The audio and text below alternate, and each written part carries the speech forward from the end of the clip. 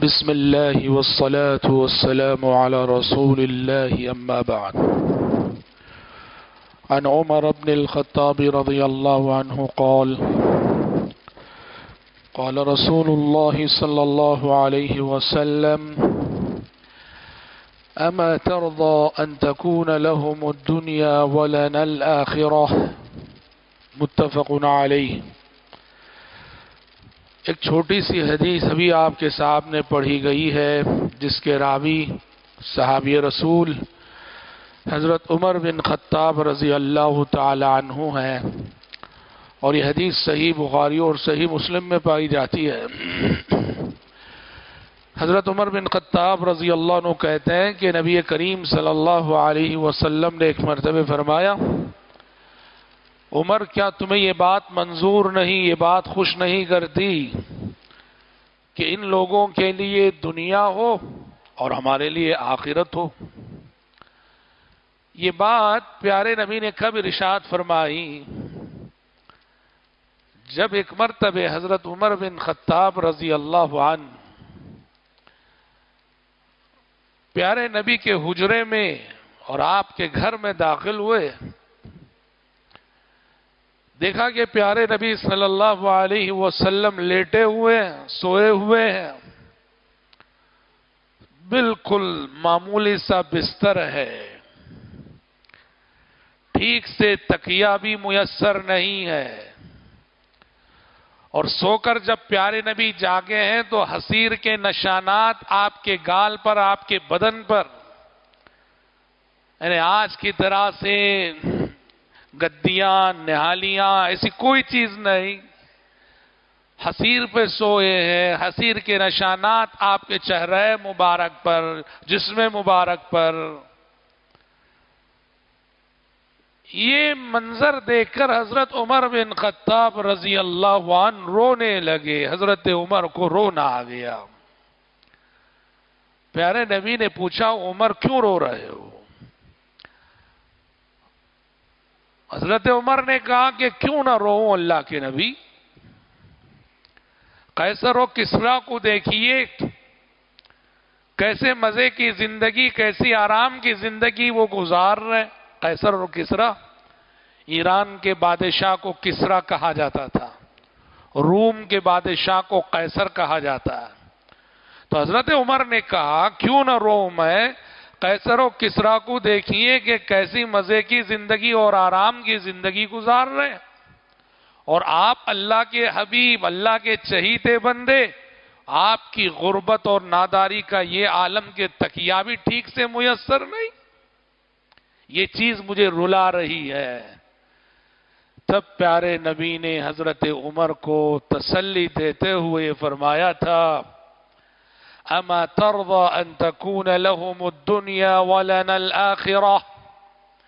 کہا کہ عمر کیا تمہیں یہ بات منظور نہیں، قیصر اور کسریٰ کے لیے دنیا اور دنیا کی نعمتیں ہوں، ہمارے لیے آخرت اور آخرت کی نعمتیں ہوں. پھر آپ نے فرمایا مالی وللدنیا. کہا کہ عمر مجھے دنیا سے کیا لینا دینا ہے، اس دنیا میں میرا جو قیام ہے اس کی حیثیت بالکل ایسے ہی ہے جیسے کوئی راہگیر، کوئی مسافر راہ چلتے ہوئے تھوڑی دیر کے لیے کسی درخت کے نیچے آرام کر لیتا ہے اور پھر اٹھ کے وہ اپنی منزل کی طرف چل دیتا ہے، رواں دواں ہو جاتا ہے.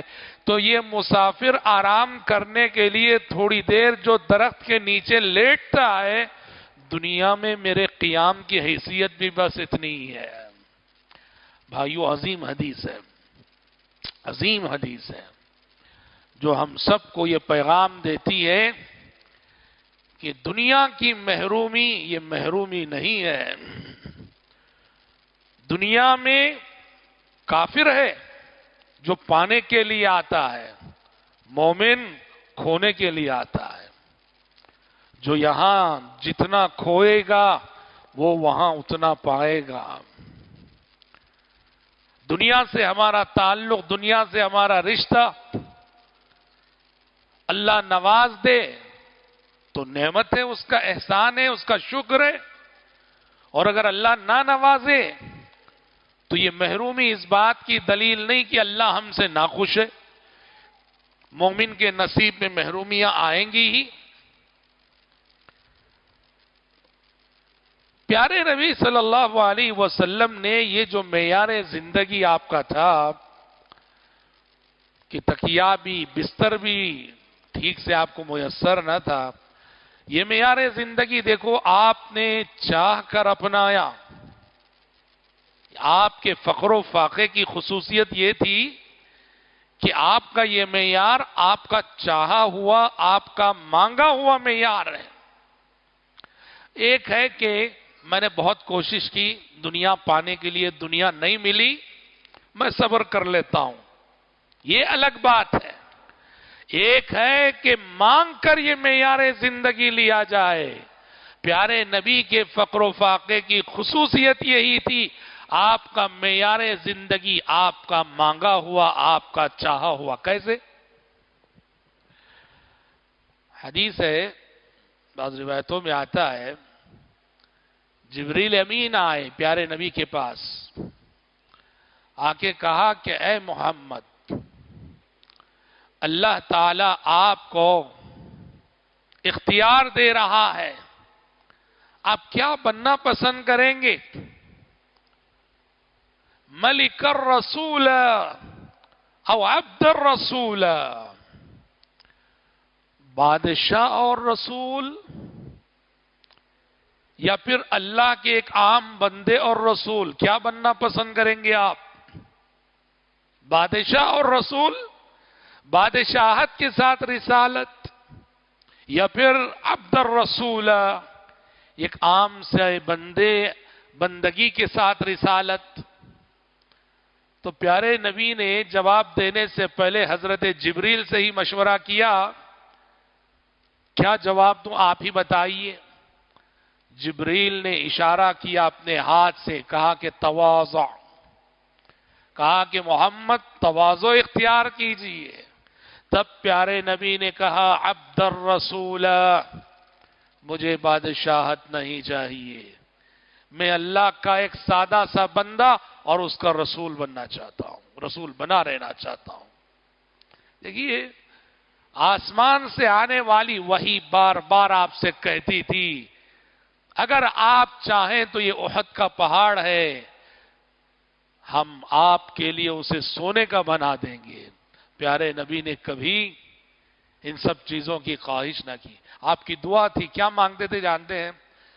اللہم اجعل رزق آل محمد قوتا.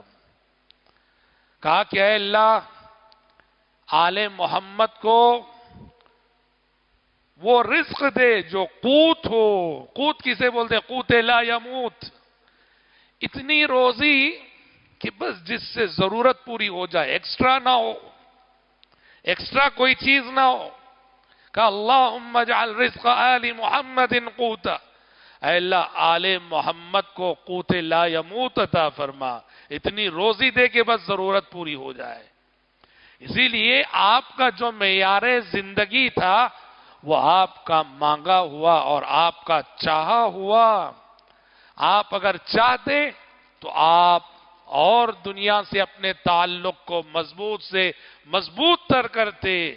دنیا کے خزانے آپ کے قدموں پہ بہہ سکتے تھے، پر پیارے نبی نے، چونکہ آپ نبی تھے اور نبی کی شخصیت پوری تاریخ کی سب سے عظیمت والی شخصیت ہوا کرتی ہے، اس لیے آپ نے قربانی کے پہلو کو ترجیح دی.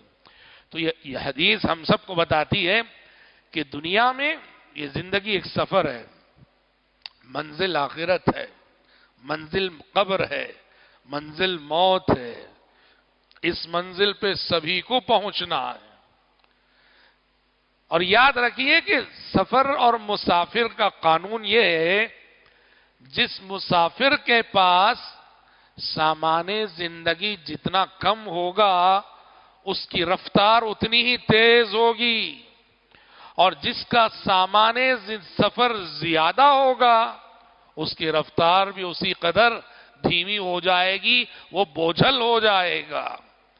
اس لیے زندگی جب سفر ہے اور آخرت کی منزل کی طرف ہم سب رواں دواں ہیں، تو کوشش یہ کرے کہ اپنے اوپر دنیا اتنی نہ لاد لے کہ جس سے ہماری اور آپ کی رفتار متاثر ہو۔